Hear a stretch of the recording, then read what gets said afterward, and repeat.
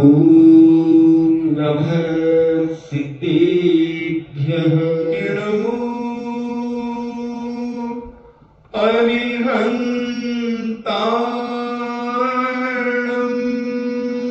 नमो अरिहन्ताण नमो सिद्धाणम् नमो सिद्धाण नमो आयर्याणम् नमो आयर्याण नमो उपध्यायाणम्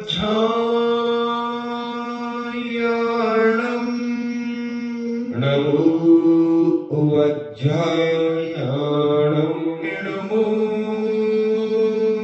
लोये सब्बे साहूणम्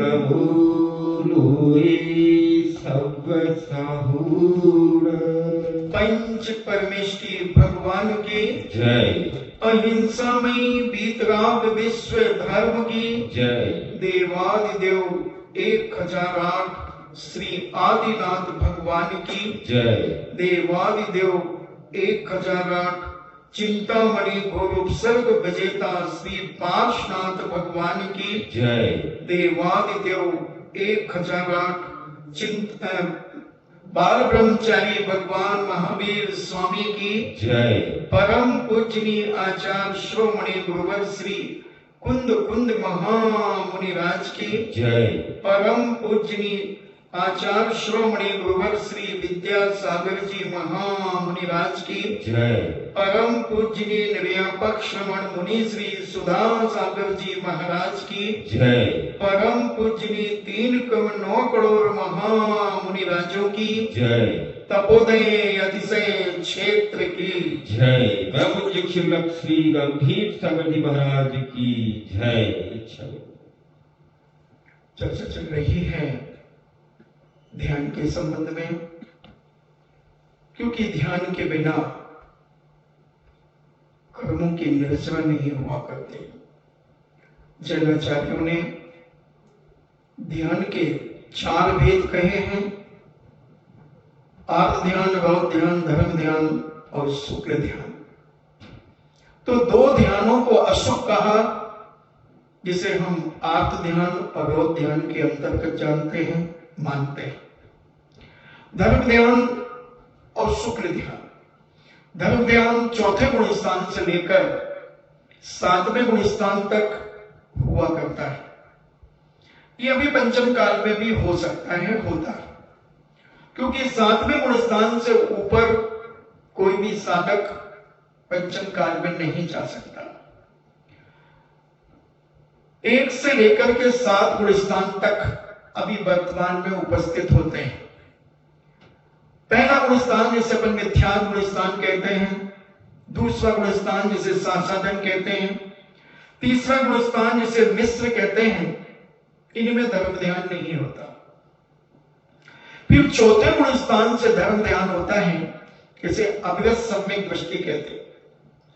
वो अवृत्ति है, मगर आज्ञा सम्यक दर्शन उसके अंदर हो सकता है, होता है। तो ऐसे आज्ञा सम्यक दर्शन, फिर उसके बाद संयमा संयम कहो, देश संयम कहो, अणुप्रति कहो, जिसे 5वां गुण स्थान कहते हैं। फिर 6ठा गुण स्थान प्रमत्त गुण स्थान और 7वां अप्रमत्त गुण स्थान। तो ऐसे 7 गुण स्थान तक ये पंचम काल में धर्म ध्यान होता है। अब इसके बाद जैनाचार्यों ने, पूज्य उमा स्वामी महाराज ने अपने तत्वार्थ शुद्ध ग्रंथराज के अंदर इसके आगे की बात कही कि शुक्ल ध्यान किसे होता है और वो कितने प्रकार का होता है। अपन इस शुक्ल ध्यान के बारे में समझेंगे, उस शुक्ल ध्यान के भेद समझेंगे कि वो कौन कौन से भेद हैं। तथत्व वितर्क, एकत्व वितर्क, सूक्ष्म क्रिया प्रतिपाती और विपरीत क्रिया निवृत्ति, ये 4 शुक्ल ध्यान के भेद हैं। ये 4 प्रकार का शुक्ल ध्यान होता है। तो ऐसा पूज्य उमा स्वामी महाराज ने अपने तत्वार सूत्र ग्रंथराज के अंदर ये बात कही, सूत्र भी कहा इसके बारे में। तो अपन ये समझें कि पृथक तो वितर्क जो शुक्ल ध्यान है उसे किसे कहते हैं, किसे कौन सा ध्यान होता है, ये भी अपन समझेंगे। तो ऐसा पृथक वितर्क शुक्ल ध्यान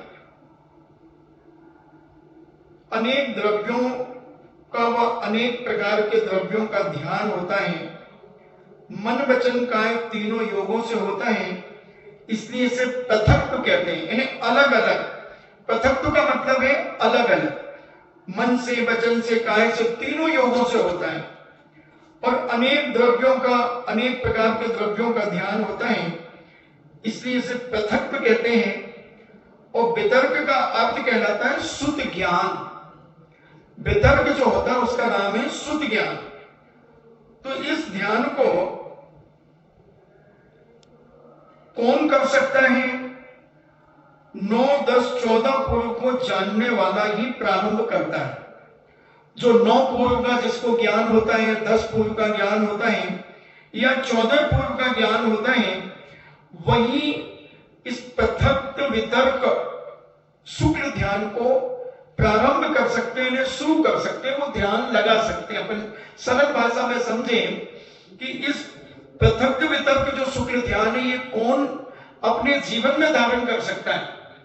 तो पूज्य जैनाचार्य कहते हैं हमारे मूलाचार्य प्रदीप में कि वह मुनिराज जो 10 पूर्व, 9 पूर्व और 14 पूर्व को जानने वाले ही इसे प्रारंभ कर सकते हैं।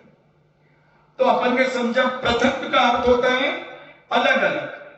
तो मन से वचन से काय से तीनों योगों से होता है, और अनेक द्रव्यों को अनेक द्रव्यों का अनेक प्रकार के द्रव्यों का जो ध्यान किया जाता है मन से वचन से काय से तीनों योगों से होता है, इसलिए इसे पृथक कहा जाता है।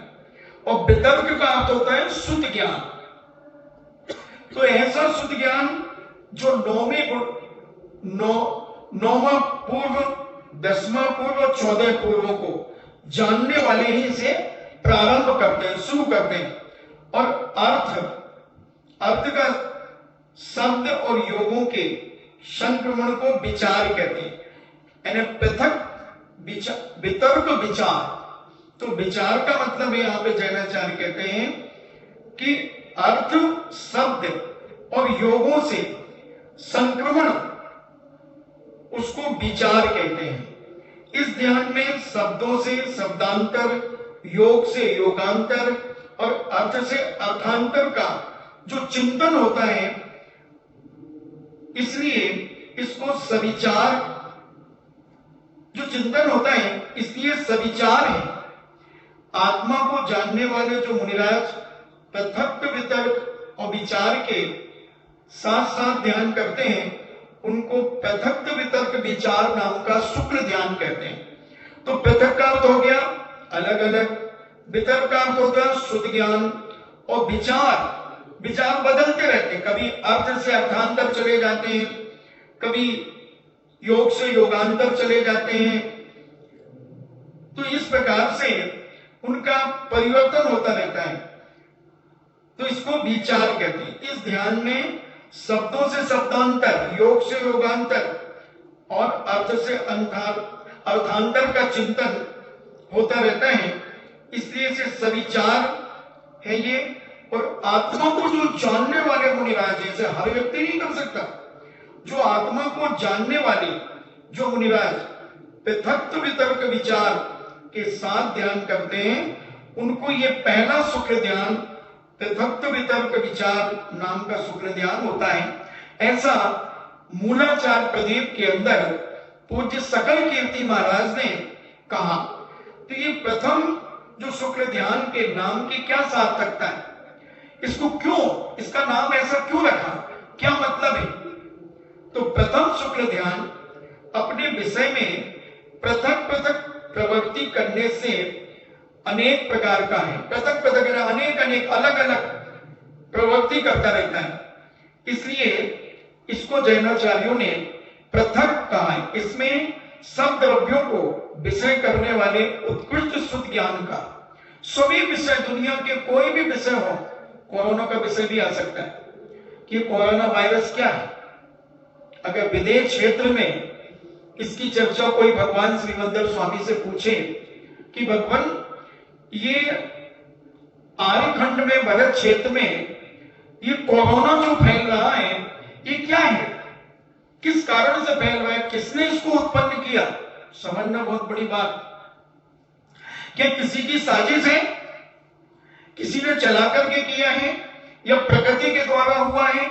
सारी की सारी जानकारी विदेश क्षेत्र में मिल सकती है, अवधि ज्ञान के माध्यम से, मन पर्य ज्ञान के माध्यम से, क्योंकि उनके मन में क्या दिशता है। देखो अच्छी बात आ गई, तो मन पर्य ज्ञान, आप अभी मन में क्या सोच रहे हैं, तो जिस देश से ये निकला है उस देश के लोगों का या उनके प्रधानमंत्री का, राष्ट्रपति का क्या सोचता है, इंटेंशन क्या था, लक्ष्य क्या था, ये वायरस क्यों बनाए, अगर उन्होंने बनाए हैं तो क्यों बनाए, क्यों छोड़े, क्यों उसको विकसित किया, इस सारा का सारा ज्ञान दुनिया की कोई रडार, दुनिया का कोई भी व्यक्ति, यंत्र नहीं बता सकता, मगर हमारे मन पर्य ज्ञानी मुनिराज एक सेकंड नहीं लगेगा उनसे अगर कोई पूछेगा तो।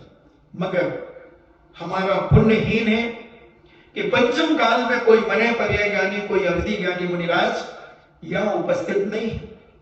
विदेश क्षेत्र में आज भी हजारों की तादाद में, लाखों की तादाद में पूज्य मुनिराज हैं और साक्षात वहां तो केवल ज्ञानी हैं, 20 केवल ज्ञानी वहां विद्यमान है 20 नगरियों में। तो उनके केवल ज्ञान में तो झलक रहा है स्पष्ट किसकी किसकी कारस्थानी है, किसका छल कपट है, किसके मन में पाप है, ये सब दिख रहा है और उनकी दिव्य ध्वनि में इसका उत्तर भी मिल रहा होगा। अगर कोई ये प्रश्न लेकर के समूह सदन में जाएगा और भगवान की दिव्य ध्वनि खिलेगी, उसे इसका समाधान मिल जाए। या कोई मन पर्य ज्ञानी मुनिराज से कोई पूछे कि भगवान भारत देश के अंदर, क्योंकि भारत तुम ये छोटा समझना, भारत बहुत बड़ा है, अमेरिका सब भारत में आते हैं, चीन, ये तो अवसर्पणी काल के कारण हिरास को प्राप्त होता जा रहा है। तो ये क्यों हो रहा है, किसने किया, तो ये सारी की सारी जानकारी मिल सकती है, मगर अपनी वहां तक कोई पहुंच नहीं है। तो अपन तो विश्वास करें कि हमारे केवली भगवान, हमारे मन पर्य ज्ञानी मुनिराज सब जान रहे हैं, सब जान रहे हैं। तो ऐसा इसका जो प्रश्न उठाया, मान लो कि इससे लाभ क्या है, इसका प्रथम शुक्ल ध्यान के नाम की क्या सार्थकता है, क्या इसका नाम प्रथम शुक्ल ध्यान क्यों रखा, यानी पृथक वितर्क शुक्ल ध्यान क्यों रखा। तो यहां पर प्रथम शुक्ल ध्यान अपने विषय में पृथक पृथक प्रवृत्ति करने से अनेक प्रकार का है। इसमें सब द्रव्यों को विषय करने वाले उत्कृष्ट शुद्ध ज्ञान का, जिसे वितर्क कहते हैं, अर्थ, शब्द और तीनों योगों रूपी वन में संचार होता रहता है, इसलिए यह पृथक वितर्क विचार इस सार्थक नाम इसने पाया। ऐसा पूज्य आचार साल के अंदर इंद्र नंदी महाराज कहते हैं कि इसका नाम बड़ा सार्थक है, क्योंकि ये अनेक अनेक पृथक पृथक मन वचन काए, अर्थ, शब्द, इनको इसमें घूमता रहता है, संचार करता रहता है, घूमता रहता है, इसलिए इसको पृथक वितर्क विचार इस सार्थक नाम का स्थान इसने पाया। ऐसा पूज्य इंद्र नंदी महाराज ने अपने आचार सार ग्रंथराज के अंदर ये बात कही। अब दूसरा जो ध्यान आता है, एकत्व वितर्क शुक्ल ध्यान। एकत्व वितर्क शुक्ल ध्यान, तो मोहिनी कर्म को क्षय करने वाले जो मुनिराज हैं, जो मोहिनी कर्म सब कर्मों में राजा है, मोह ये खतरनाक है। तो इस मोहिनी कर्म को क्षय करने वाले जो मुनिराज हैं, वो शब्द, अर्थ और योग के संक्रमण से रहित तथा 9, 10 और 14 पूर्व शुद्ध ज्ञान के साथ साथ किसी एक एक ही द्रव्य का निश्चय ध्यान करते हैं, उसको एकत्व वितर्क अभिचार कहते हैं। वो एक अर्थ पे कर रहे हैं तो अर्थ पे ही कर रहे हैं, मन से कर रहे हैं तो मन से ही कर रहे हैं, वचन से कर रहे हैं तो वचन से कर रहे हैं, काय से कर रहे हैं तो काय से कर रहे हैं। यानी वो इनसे इकट्ठे होकर के नहीं करते, वो अलग अलग इनसे रहित होकर के करते हैं। यानी मोहिनी कर्म को क्षय करने वाले जो मुनिराज हैं, तो वो शब्द, अर्थ और योग के संक्रमण से रहित, संक्रमण मिले हुए उससे रहित तथा जिनको 9 पूर्व का, 10 पूर्व का और 14 पूर्व का शुद्ध ज्ञान के साथ किसी एक एक ही द्रव्य पर, किसी एक द्रव्य पर कल्प पे चिंतन करने लगे, इस पंडाल पे चिंतन करने लगे, किसी घड़ी पर चिंतन करने लगे, किसी भी एक पॉइंट पर चिंतन करना शुरू कर दिया। तो ऐसे एक एक द्रव्य का निश्चल ध्यान करते हैं, मतलब चलायमान नहीं होते, बिल्कुल निश्चल अडिग। ऐसे ध्यान करने वाले उनको एकत्व वितर्क अभिचार नाम का ये दूसरा शुक्ल ध्यान है। यह अंतिम शुक्ल ध्यान वितर्क रहित है, विचार रहित है, अनुवृत्ति है, क्रिया रहित है, शैलेशी अवस्था को प्राप्त है और योग रहित है। ऐसा पूज्य धवला जी के अंदर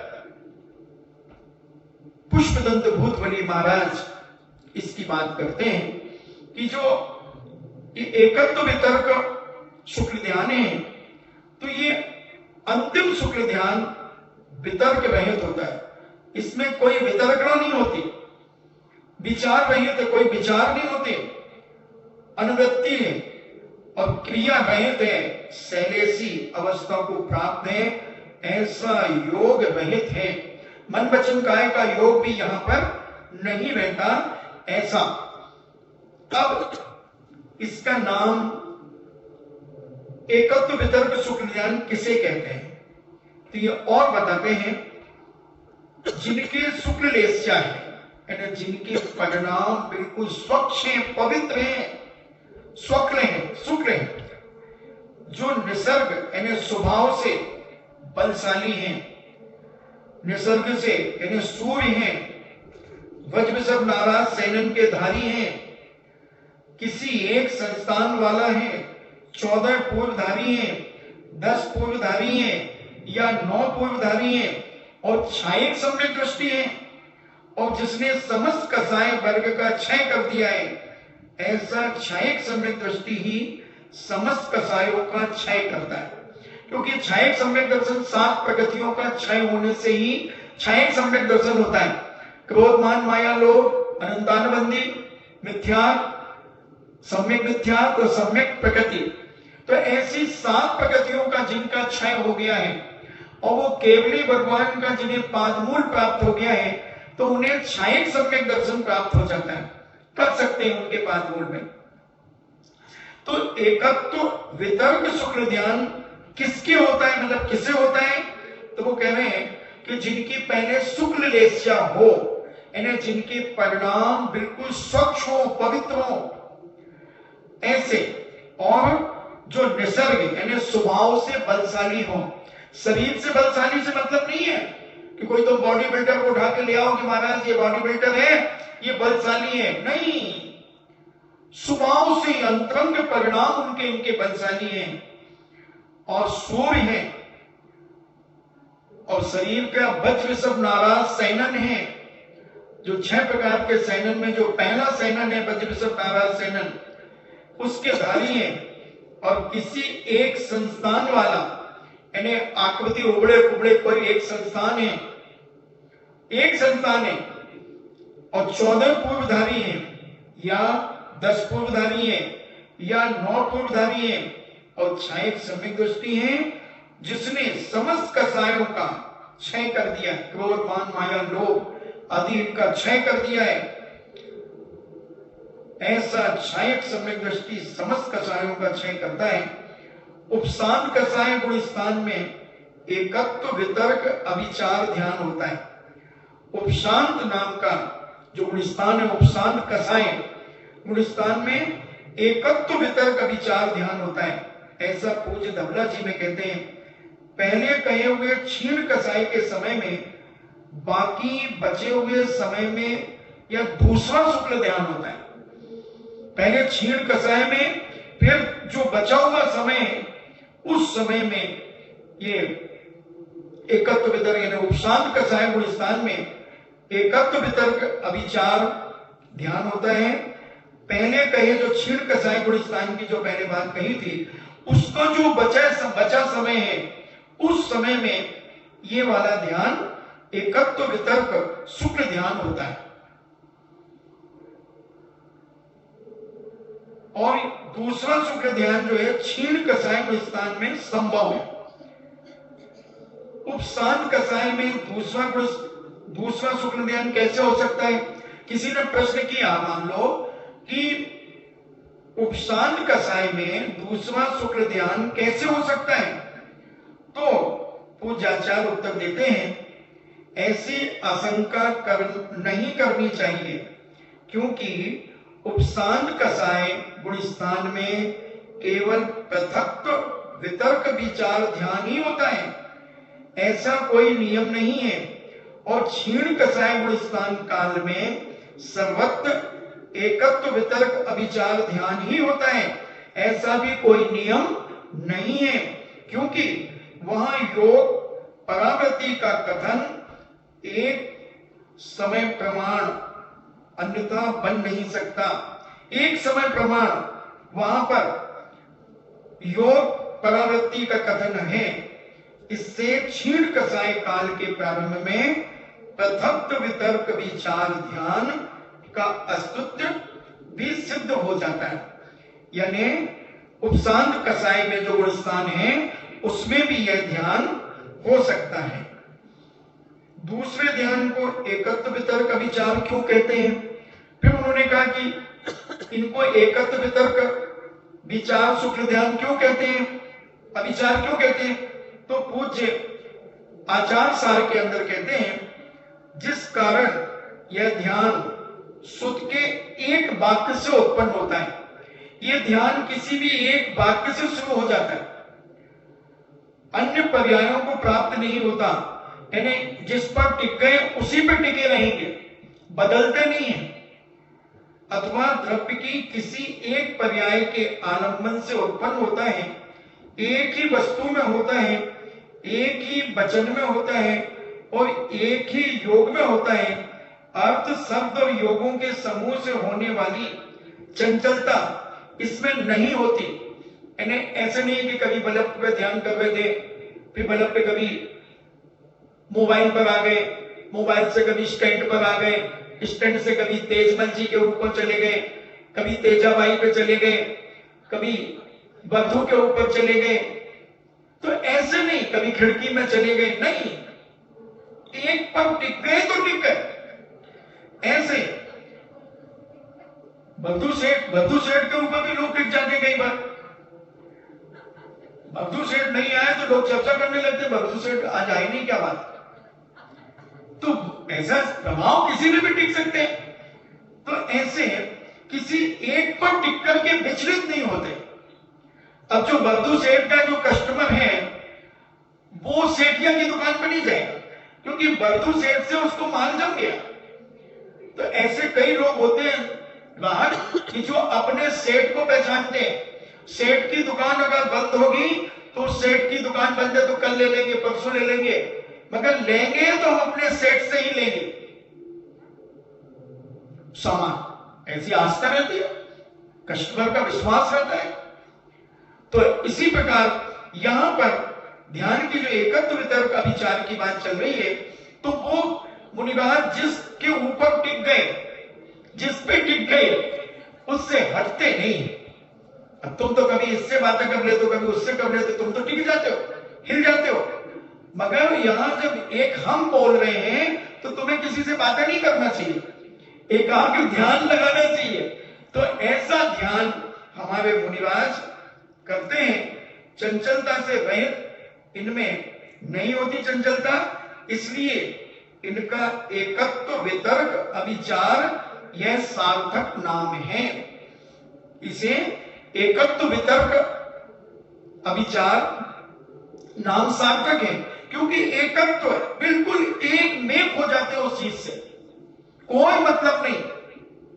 हम गुजरात में थे तो एक व्यक्ति ने बताया कि महाराज जी, गुजराती जो दुकानदार पुराने बाप दादाओं से जो व्यापार कर रहे हैं वो बहुत कट्टर होते हैं। मैंने कैसे?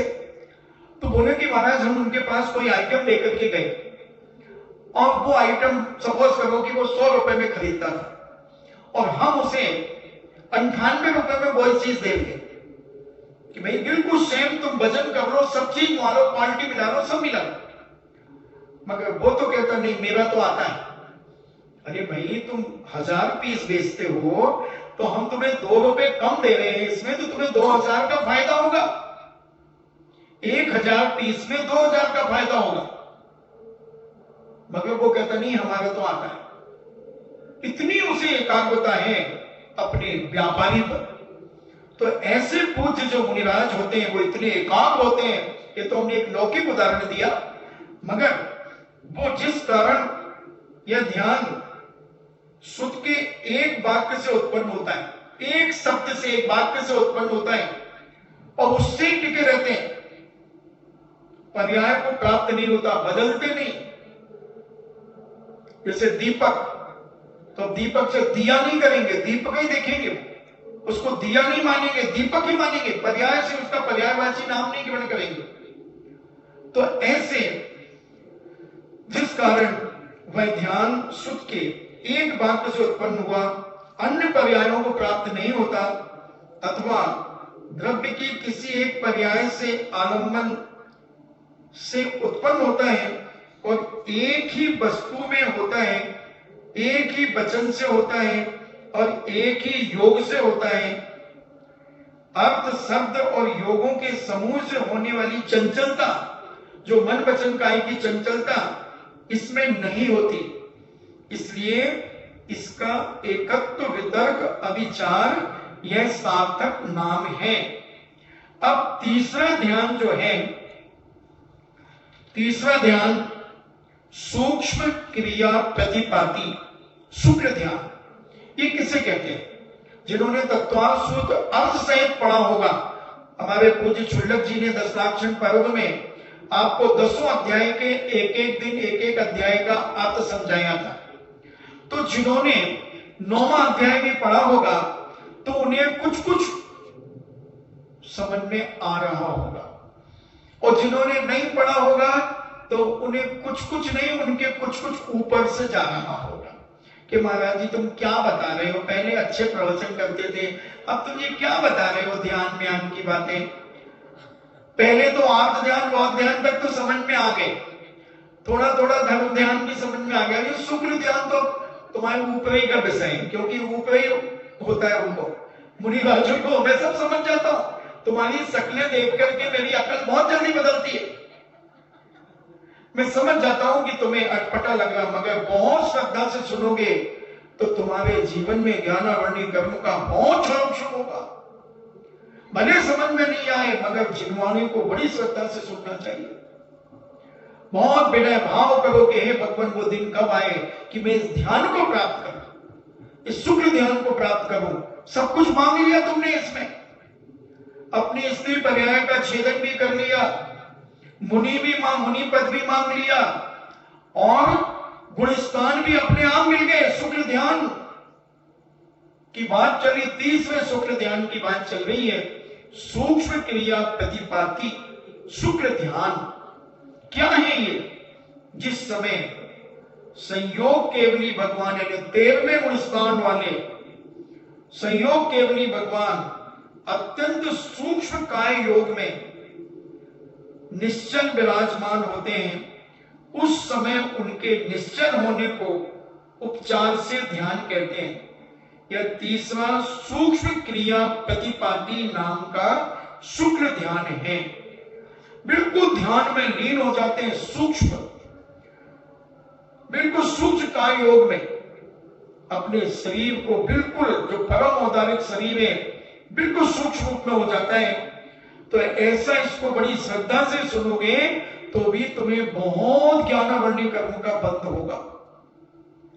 इसलिए कभी भी जिनवाणी, सच्ची जिनवाणी सुनाई जाए तो उसको बड़ी श्रद्धा से सुनना।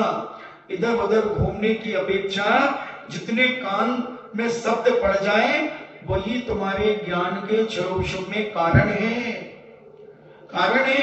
तो ऐसे जो तीसरा शुक्र ध्यान है, सूक्ष्म क्रिया प्रतिपाती शुक्र ध्यान, इसे हमने कहा कि जिस समय 13वें मूल स्थान के जो संयोग केवली भगवान है, यानी अपन जिसे अनंत भगवान कहते हैं, वो अत्यंत सूक्ष्म कार्य योग में निश्चल विराजमान है। जब वो समोषण में बिल्कुल निश्चल होकर के विराजमान रहते हैं सूक्ष्म कार्य योग में, उस समय उनके निश्चल होने को उपचार से ध्यान कहते हैं। यह तीसरा सूक्ष्म क्रिया प्रतिपाती नाम का शुक्र ध्यान है। तो किसी ने प्रश्न कर लिया, मान लो कि इसे सूक्ष्म क्रिया प्रति क्यों कहते हैं, तो पूज्य आचार्य इंद्रदंडी महाराज अपने आचार सार ग्रंथराज में कहते हैं कि प्रति शुक्र ध्यान में कृष्टिगत क्रिया सूक्ष्म रह जाती है, यानी जो क्रिया है वो बिल्कुल सूक्ष्म रह जाती है, बहुत सूक्ष्म, तथा कार्य योग भी सूक्ष्म हो जाता है। इसलिए यह सूक्ष्म क्रिया कहलाता है। इसके सिवाय यह अप्रतिघाती, अप्रतिपाती, यानी अविनाशी होता है। इस तरह उसका सूक्ष्म क्रिया प्रतिपाती यह नाम सार्थक है। अप्रतिपाती और अविनाशी होता है। तो ऐसा यह प्रति शुक्र ध्यान पूज्य 13वें मूल स्थान को धारण करने वाले सर्वज्ञ देव भगवान को होता है, अनंत भगवान को होता है। अब चौथा जो ध्यान है व्यपुरत क्रिया निवृत्ति नाम का शुक्र ध्यान, जो चौथा ध्यान है, ये अयोग केवली भगवान क्रिया रहित और योग रहित होकर जिस ध्यान से मोक्ष पद प्राप्त करते हैं उनको व्यपगत क्रिया निवृत्ति, यानी 14वें मूल स्थान के समय, बहुत छोटा है 14वें मूल स्थान का समय। 5 विवश अक्षर बोलने में जितना शुद्ध केवली को समय लगता है उतनी देर में भगवान मोक्ष चले जाते हैं। 13वें से 14वें में जाकर सत्य से चले जाते हैं। तो इसे विपरीत क्रिया निवृत्ति ये ध्यान का नाम रखा। तो अयोग केवली, यानी जिनके योग भी खत्म हो गए, ऐसे अयोग केवली भगवान क्रिया रहित और योग रहित होकर जिस ध्यान से मोक्ष प्राप्त करते हैं उसको विपरीत क्रिया निवृत्ति नाम का शुक्र ध्यान कहते हैं। तो इसको क्यों कहते हैं, ये नाम क्यों रखा? इस ध्यान में योग नष्ट हो चुका है, यानी मन वचन काय का योग समाप्त हो गया है। इसलिए आत्म प्रदेशों में परिस्पंदन रूप सब क्रियाएं समुचित हो जाने से यह समुच्छिन्न क्रिय कहलाता है, साथ ही उस अप्रतिपाती होता है। अतः यह ध्यान सार्थक नाम वाला है। सब योग आदि सब समाप्त हो जाते हैं, भगवान बिल्कुल योग निरोध करके, और बस उस 14वें गुण स्थान में क्षणिक रहते, 5 अक्षर बोलने में जितना समय लगता है और मोक्ष को प्राप्त हो जाते हैं। ये चारों शुक्र ध्यान जो होते हैं, तो ये धर्म ध्यान तो 7वें गुण स्थान तक होता है सच्चे मुनियों को। ऐसे नहीं कि कोई किसी कमंडल ले ले उसको हो जाए धर्म ध्यान, नहीं। सच्चे वीतरागी जो अंदर से छल कपट से रहित परम ध्यान में बैठने का अभ्यास करते हैं, ऐसे वीतरागी मुनियों को होता है। बहुत बिरले मुनिराजों को होता है, बहुत बिरले, जो हमेशा अपने ध्यान तप में लीन रहते हैं। विश्यासा वसाती तो निवारंभो परिग्रह ज्ञान ध्यान तपोवक्ता तपस्वी सा प्रशस्ते। ऐसे जो आरंभ सारंभ से दुनिया के कार्यों से बैठ होकर और बैठ जाते हैं ध्यान में, उन्हें धर्म ध्यान होता है पंचम काल में। धर्म ध्यान से ज्यादा शुक्र ध्यान आदि नहीं होते। तो इन चारों ध्यानों का क्या फल है? कोई पूछ सकता है कि ये ऐसे भगवान बनने से क्या फायदा, क्या फल होता है? इधर ऐसा आराम करो, बढ़िया खाओ पियो मस्ती करो, वहां क्या करते हैं स्वर्ग में जाकर, उधर सिद्ध सिला में जाकर के क्या फल होता है?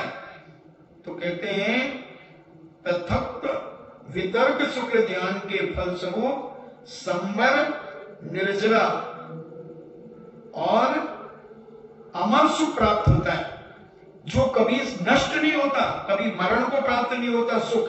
और तुम्हें जो सुख है ये तो एक क्षण में सुख और एक क्षण में दुख। महाराज काल लाइट गोल हो गई तो मैं तो इतनी एसी बंद हो गया, वो कहीं करो। अभी तो अच्छे से सो रहे थे और लाइट बंद हो गई, 15-20 मिनट के बाद हमारी आंख खुली तो वो तो छटपटाने लगी, मच्छरी शू शू शू, मच्छरी आ गए। तो तुम्हारा सुख तो नकली है, हम लोगों का सुख ही अच्छा है। तुम तो जरा गर्मी लगी तो परेशान, ठंड लगी तो परेशान, बारिश ज्यादा हो जाए तो परेशान, लॉकडाउन बढ़ जाए तो परेशान। तुम तो सुखी कहीं हो ही नहीं। महाराज जी को बुला ले, महाराज जी को बुला ले, इन्हें घर भी ढंग से नहीं छोड़ा। कम से कम इतना पुण्य कमाने का मौका मिला था, इतना पुण्य कमाने का कि बस अब जब तक लॉकडाउन रहेगा हम इस क्षेत्र के बाहर नहीं जाएंगे और ना बाहर की चिंता करेंगे, कोई मतलब नहीं। मगर 24 घंटे तेल नॉन लकड़ी में, तेरी मेरी में अपनी जिंदगी बर्बाद कर रहे बहुत बिरले लोग हैं जो इस चीज को समझ करके मस्त है, कहते हमें जाओ कुछ भी हो, हमें कोई मतलब नहीं, हम तो सब छोड़ के आ गए, हमने तो डोरे ही बांध लिया, लो महाराज अब का रोका, अब हमें कोई मतलब नहीं। और हम लगे महाराज जी को बुला ले, महाराज को बुला ले। यही मोह है और यही मोह विनाश का कारण है। यही राग देव जिंदगी को बर्बाद करने वाले हैं। पता नहीं कैसा मोह है, ऐसा सौभाग्य कितने पुण्य से मिला कि साक्षात जिन्हें भगवान के चरणों में रहने का मौका मिला, मगर हम मोह में फंस करके मोह जाल में फंसे हुए हैं, कर्मों ने आगे आगे। अरे इन कर्मों से बचने के लिए ये क्षेत्र में रहा जाता है, केवल रोटी खाने थोड़ी यहां रह गए थे, पुण्य कमाने के लिए रहे थे। अब जब तक ये महाराज यहां रहेंगे, जब तक हम यहां रहेंगे, लॉकडाउन जब तक रहेगा, मगर हमें दुनिया के विकल्प उठते, दुनिया के विकल्प। और ऐसे विकल्प करने वाला आदमी क्षेत्र पे रह करके भी महान कर्म का बंद कर रहा है, महान कर्म का बंद कर रहा है। और जब ये कर्म उदय में उसे आएंगे, जब वो कहेगा अरे ये कैसे हो गया, हम तो मंदिर में रहते थे, तो क्या फर्क पड़ता है? मंदिर में रहने से कोई पुण्यबंध थोड़ी हो जाता है, साधु के पास बैठने से थोड़ी पुण्यबंध हो जाता है। तुम्हारे अंदर क्या हिलोरें चल रही हैं, कौन सी लहरें चल रही हैं, सुनामी लहरें कौन सी चल रही हैं, वो तुम जानते हो और केवली भगवान जानते हैं, और हमारे मने पर्याय ज्ञानी मुनिवैद जानते हैं और अवधि ज्ञानी जानते हैं। और तुम तो जानते ही हो कि हम कितना छल कपट करके अपनी जिंदगी जी रहे। बहुत मौका है, अपने कर्मों को काटने का मौका है, जबरदस्त, बहुत जबरदस्त कर्म काटने का मौका है। जितने कर्म काट सको, इधर उधर की कसायों से बचो, राग देशों से बचो, क्योंकि जलने वाले बहुत है दुनिया में और जलाने वाले बहुत हैं।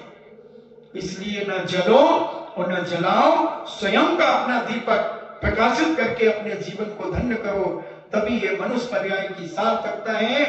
नहीं तो कुछ नहीं, तुम मंदिर के स्थान पे रह करके भी दुर्गति जाओगे। उदाहरण आता है ना, दो मित्र थे, तो एक वेश्यालय जाता था और एक जिनालय जाता था।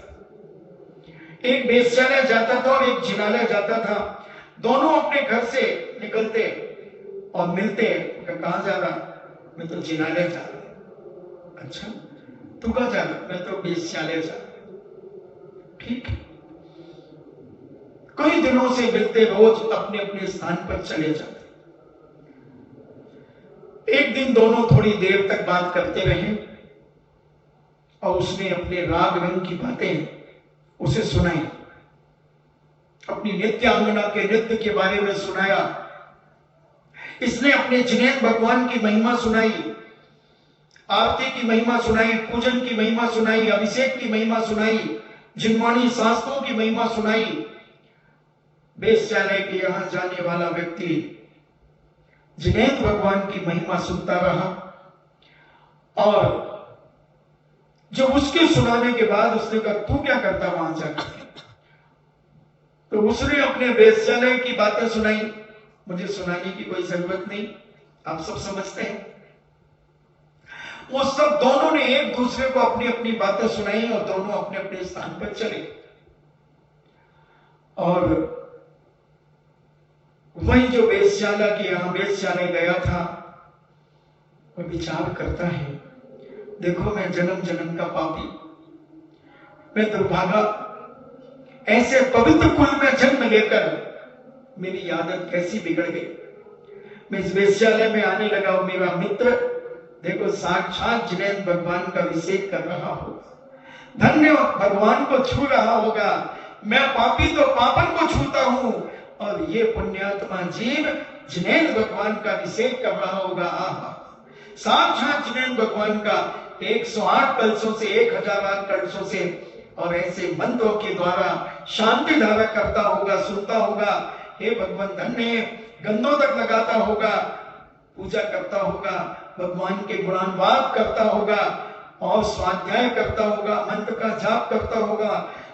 वह वेश्यालय में बैठा हुआ यह विचार कर रहा है, चिंतन कर रहा है उसकी धर्म की एक एक क्रिया का। जितना उसने सुनाया था वो सारा का सारा वह सुना रहा है, अपने मन को मन के द्वारा सुना रहा है। और ये जिनालय में बैठा हुआ, ये जिनालय में बैठा हुआ वेश्यालय की चर्चा कर रहा है। वो ऐश कर रहा होगा, वो नृत्य देख रहा होगा, वो अंगूर की बेटी को हाथ में लेकर के गोल्डन ईगल को पी रहा होगा, वो 3X को पी रहा होगा, वो जिन को पी रहा होगा, वो रम को पी रहा होगा, वो केसर युक्त पाउच पी रहा होगा, वो सिगरेट पी रहा होगा। दुनिया की बातें ये सोच रहा है, उसके ठुमके देख रहा होगा। अरे और क्या, तो खुलासे ही तो करना पड़ेगा। जब उसने धर्म की बातें इतनी सोची तो ये भी तो सोच रहा उसके बारे में। और क्या योग संयोग बना, दोनों को उसी समय आयु बंद हो गया, दोनों को आयु बंद हो गया। और कुछ दिनों के बाद दोनों मर गए। मोहल्ले वालों ने, वहीं एक संत पधारे, संत अवधि ज्ञानी निमित्त ज्ञानी थे। संत से पूछा कि महाराज हमारे नगर के 2 व्यक्ति मरे हैं, ये दोनों कहां गए होंगे? एक तो महाराज इतना पापी था, इतना पापी था, दिन रात पाप में नशे में धुत रहता था, दिन रात रहता था पाप के नशे में, वेश्यालय जाता था, सब कुछ करता था। और एक हमारे नगर में बहुत धर्मात्मा जीव था महाराज, बहुत धर्मात्मा, साधु संतों के पास सदा काल रहता था, साधु संतों के साथ उठता था, बैठता था, बहुतायत समय उनके पास निकालता था, अभिषेक करता था, पूजन करता था, आहार दान देता था, सब कुछ करता था। महाराज आपसे कृपा करता हूं कि आप बताइए हमारे मोहल्ले के, हमारी कॉलोनी के, हमारी समाज के दोनों बच्चे कहां गए? अपन जनरल तो यही कह देंगे कि वो तो पापी नरकों में गया होगा, और जो धर्मात्मा जी में भाई जो तो घोड़ों महाराज के साथ रहे, घर बार ही छोड़ दियो या तो। जब पूज्य मुनिराज ने अपना निमित्त ज्ञान लगाया, अवधि ज्ञान लगाया और कहा कि सुनो, जिसे तुम सारी दुनिया पापी कह रहे हो, भले वो वेश्या के यहां जाता था, मगर आयु वंद के समय उसके परिणामों में धर्म के प्रति एक ऐसी आस्था जागी, ऐसा विश्वास जागा, ऐसा धर्म का परिणाम जागा, किसने कहा कि अभी तक जो मैंने किया सब पाप किया, सब गलत किया, और मैं पापी जिनालय क्यों नहीं गया। साक्षात उसे जिनालय दिख रहा था उस वेश्यालय के घर में। उस वेश्यालय में जुनैद भगवान दिख रहे थे उसकी आंखों के सामने। वह भावों से अभिषेक कर रहा था, ऐसा लीन हो गया कि उसे साक्षात जुनैद भगवान की अभिषेक कर रहा जिनालय में, और वह बड़ी भक्ति भाव से बैठा है। और वेश्या सोच रही कि ये मुक्त हो गया मेरे नित्य में, मगर वो तो मुक्त हो गया था जुनैद भगवान की प्रतिमा में, जुनैद भगवान में, साक्षात जुनैद भगवान।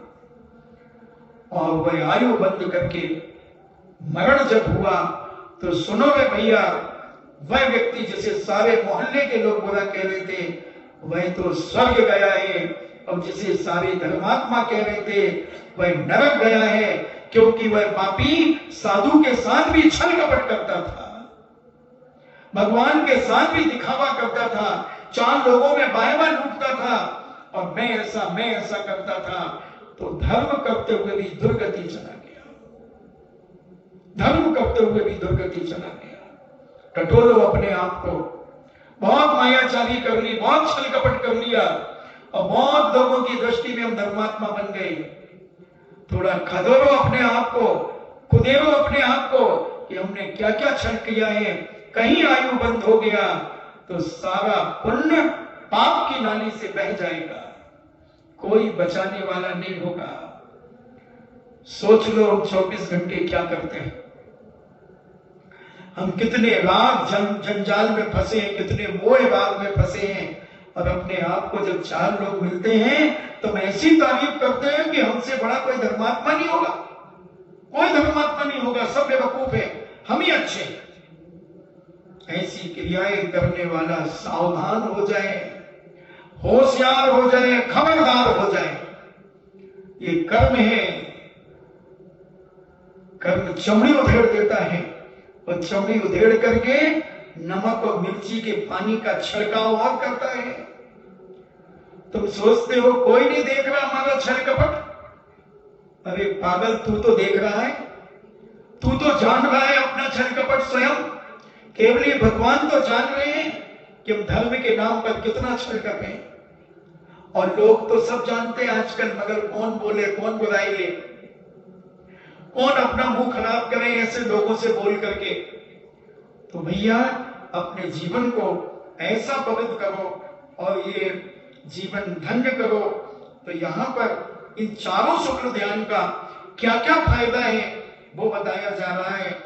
पृथक वितर्क शुक्ल ध्यान के फलस्वरूप संभव और निर्जरा, यानी पापों का आने का द्वार बंद हो जाता है, संभव हो जाता है, और कर्मों की निर्जरा शुरू हो जाती है। जैसे उदाहरण के लिए मैं दूं, जैसे इसमें कितने गेट हैं, 1 2 3 4 5 और 1 6, और तो कहीं नहीं है ना, 6 गेट हैं आने के, और पूरा 7 तत्वों के लिए घटाते हैं।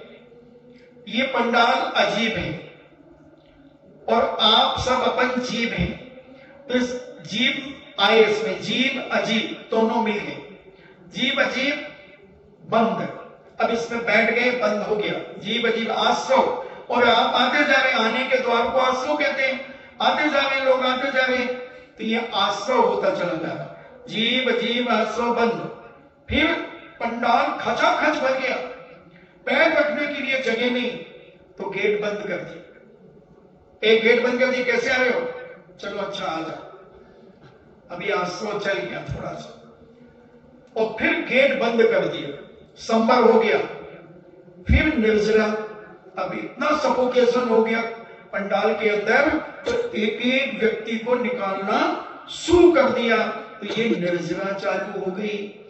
और जीव अजीब आश्रव बंद संभव निर्जरा, और जब पूरा पंडाल खाली हो गया तो मोक्ष हो गया मोक्ष हो गया। तो ऐसा हम 7 तत्वों पर जब ये पृथक वितर्क शुक्ल ध्यान जब पूज्य मुनिराज करते हैं, तब उनके संभव और निर्जना होती है और अमर सुख प्राप्त होता है, जो कभी मरण को प्राप्त नहीं होता, इन्हें समाप्त नहीं होता, ऐसा सुख उन्हें प्राप्त होता है। क्योंकि इससे मुक्ति की प्राप्ति नहीं होती। मोहिनी कर्म की सर्व उपशमना होने पर उसमें स्थित रखना पृथक वितर्क विचार शुक्र ध्यान का फल है। ऐसा पूज्य पुष्पदंत महाराज, भूतबली महाराज धवला ग्रंथ में ये कहते हैं कि इससे संवरण निर्जना हो जाती है तो अमर सुख प्राप्त होता है। इससे भी मुक्ति तो नहीं होती। मोहिनी कर्म की शमना होने पर उसमें स्थित रखना पृथक वितर्क विचार नाम का शुक्ल ध्यान, फिर इससे अचिंत प्रभाव वाले ध्यान के समर्थ से जिसका चित्त शांत हो गया है, ऐसा ध्यानी मुनि क्षण भर में मोहिनी कर्मों को मूल से नाश कर देता है। जिसने पृथक वितर्क शुक्ल ध्यान कर लिया, फिर वह अपनी उस साधना के बल के ध्यान से बल से मोहिनी कर्म को मूल से नाश कर देता है अथवा उसका उपशम करता है। और फिर 3 घातियों कर्मों का नाश करना एकत्व वितर्क अविचार शुक्र ध्यान का फल है।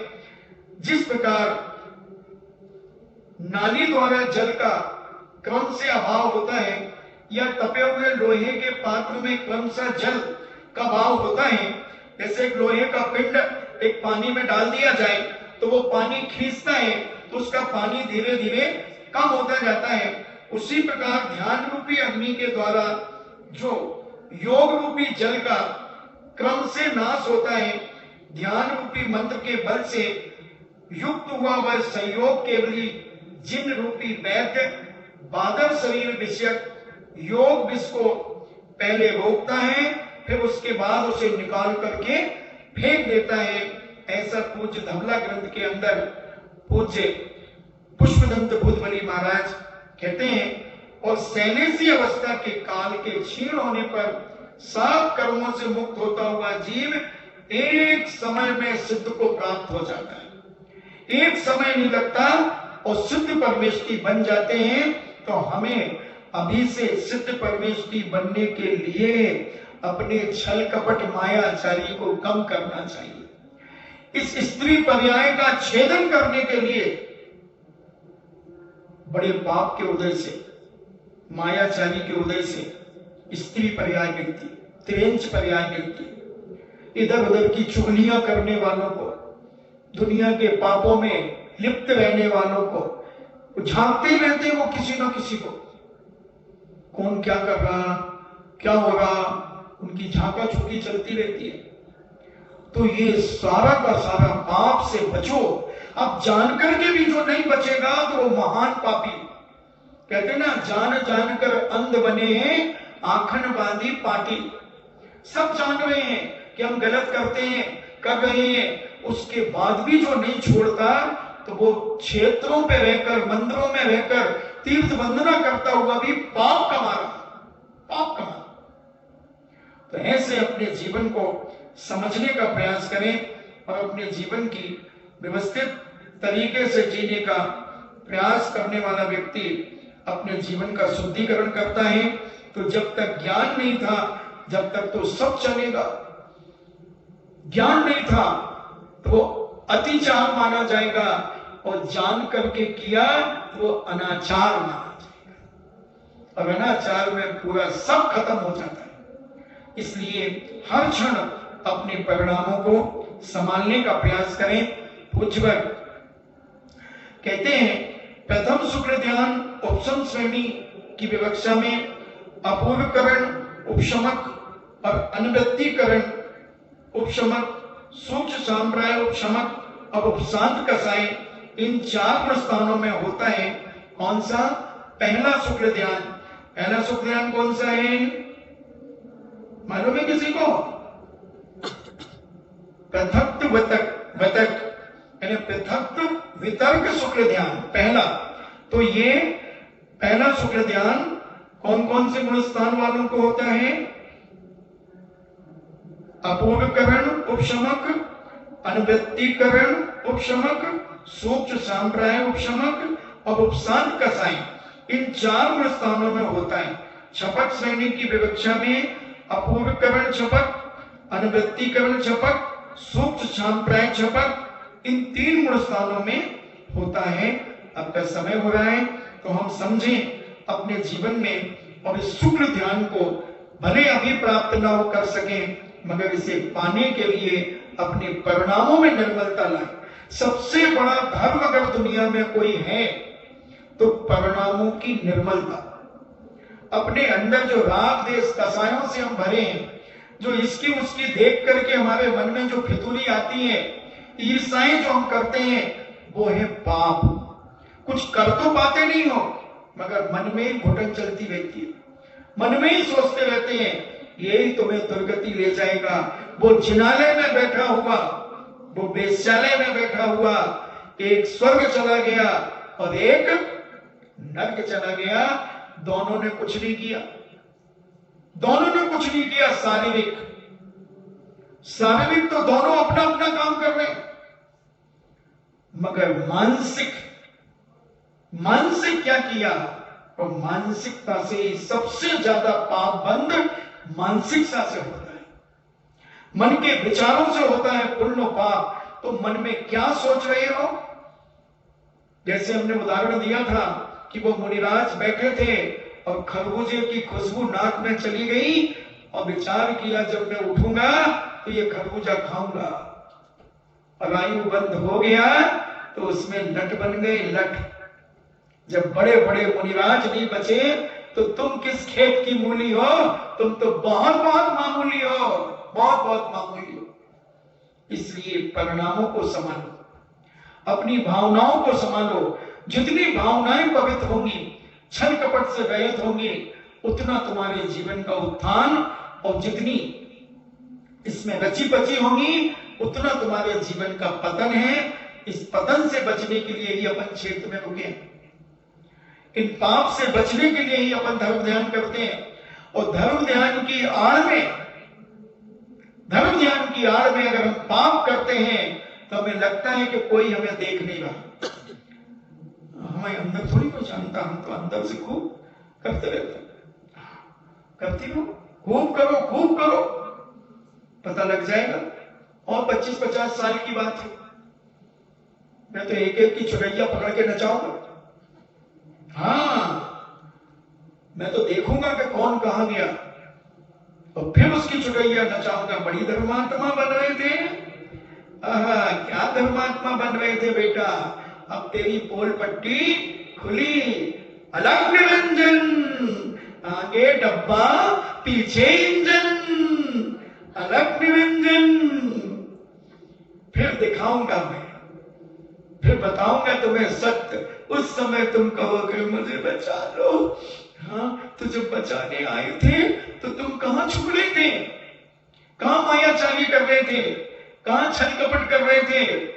मैं तो नहीं कर रहा था। अभी भी झूठ। और उसी समय फिर आयु बंद हो गया तो और नीचे चला गया।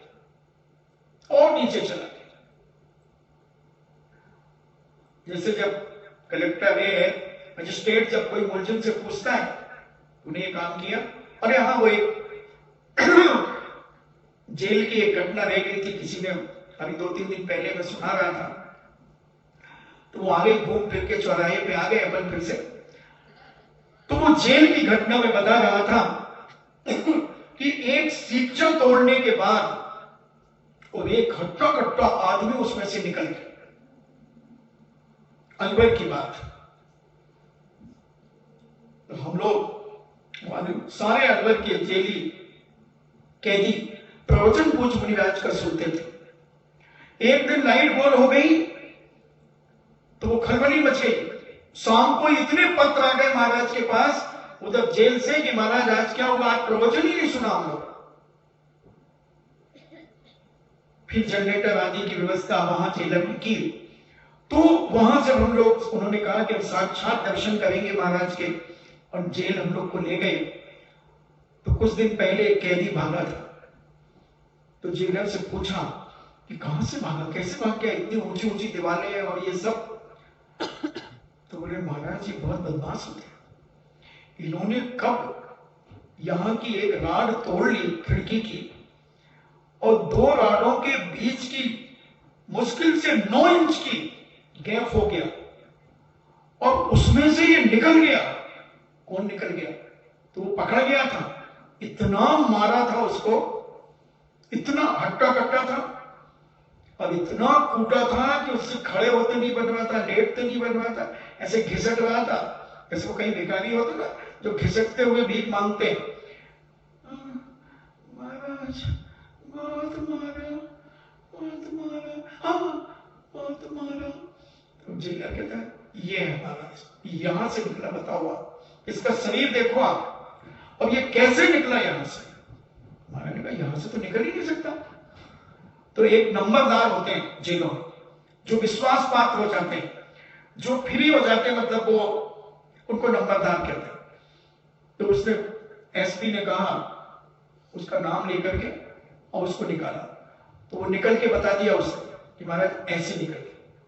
पहले उसने टांग डाली और टांग डाल करके पेट को इतना अंदर पिचका लिया, 2 दिन 3 दिन से खाना नहीं खाया और इतना पिचका लिया बिल्कुल, और उससे से निकल गया उस टांग से।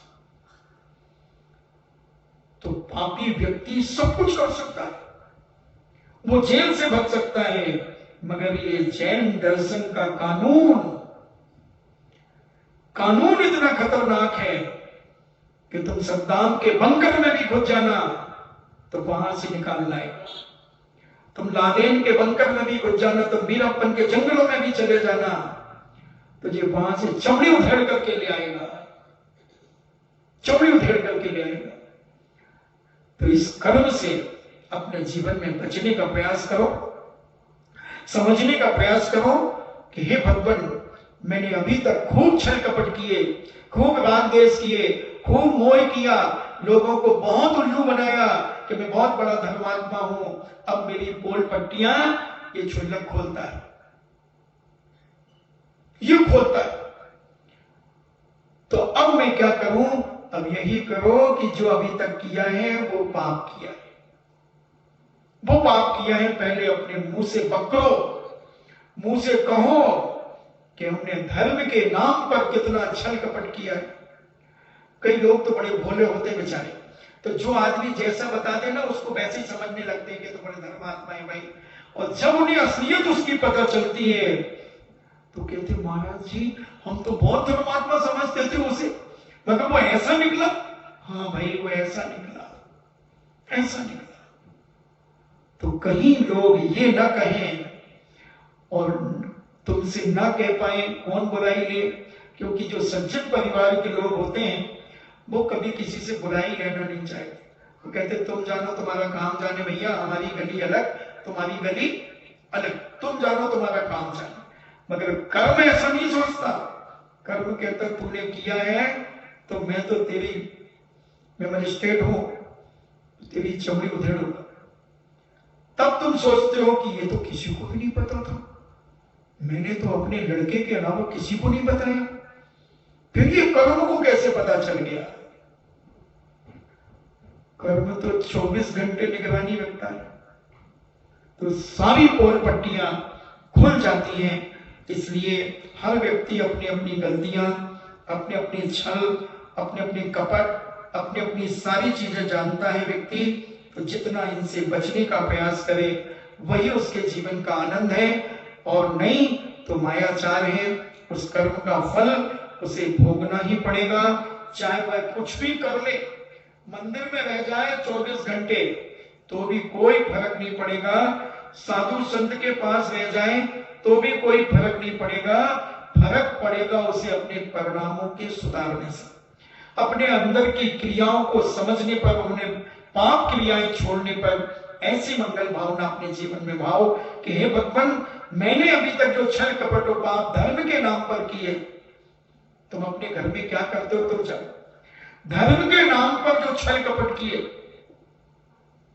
अभी हम जो कर रहे हैं धर्म के आड़ में, उस पर विचार करो, उस पर विचार करके और अपने आप का शुद्धिकरण करो, और शुद्धिकरण करके पुण्य का संचय करो, और अच्छे अच्छे जीवन में कर्म बंद करो। इन्हीं मंगल भावना से जिनवाणी स्तुति।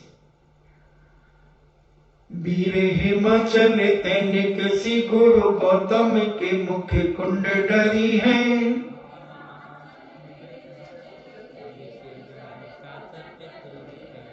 ज्ञान पयो निधि माही रंगी बहु भंग तरंगन सौ चेरी है।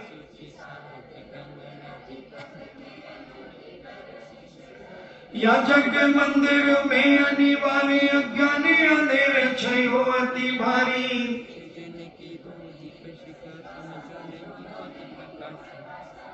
तो किस भांति पदारथ पाती कहा नहीं है ते अभिचारी।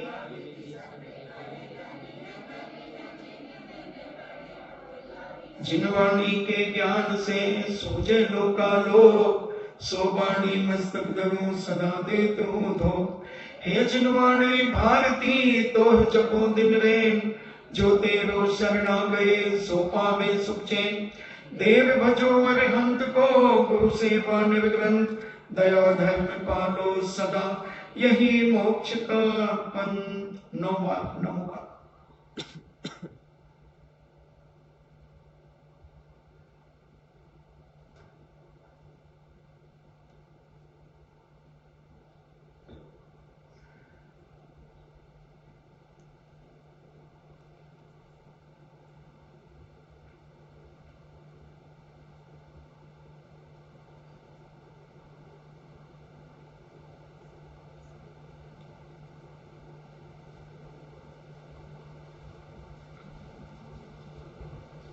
परम पूजनीय द्वादशाओं जिनवाणी माता की सुत